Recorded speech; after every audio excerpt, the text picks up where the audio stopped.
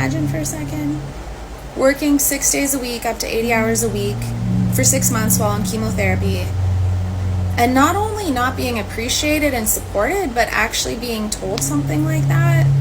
That's Dr. Duggan. She's a resident physician at the University of Buffalo, and she's on strike now. She joins more than 800 other physicians who are on strike as well at the University of Buffalo.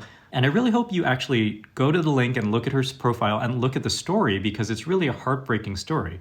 To make a long story short, I won't do it justice, but she developed colon cancer as a resident. She required surgery and chemotherapy and received very poor support from her program. So Dr. Duggan's story really resonated with me because it really reminded me of the story from my residency program, where there was a resident who I overlapped with who developed postpartum depression after having a child during training. I don't mean to compare cancer and postpartum depression, but there were some similarities because basically she required some time off, and the way that my program treated her never struck me as right. If I recall correctly, she did have to make up a couple of months of training and graduated a couple of months after her peers, and that wasn't necessarily the worst part of it, though. It was the way that the attendings, just as a group, ostracized her and held her up as an example of everything you're not supposed to do as a resident. Some of the attendings really just made her life a living hell.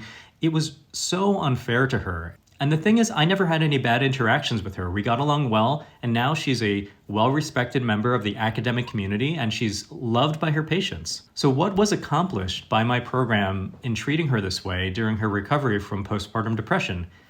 Nothing. But it's really just indicative of the way that medical residents in this country are treated. It's historical, it's the way it's always been done, but thankfully I do think some programs now are getting with the program and they're treating their residents well. So again, please check out Dr. Duggan's story and support the residents who are on strike now at the University of Buffalo. It's not just them. I think this is a bellwether event for medical training in the United States. I'm Dan the No-Iranian Doctor. I'm a urologic surgeon and founder of Serious Real Estate. Follow for more.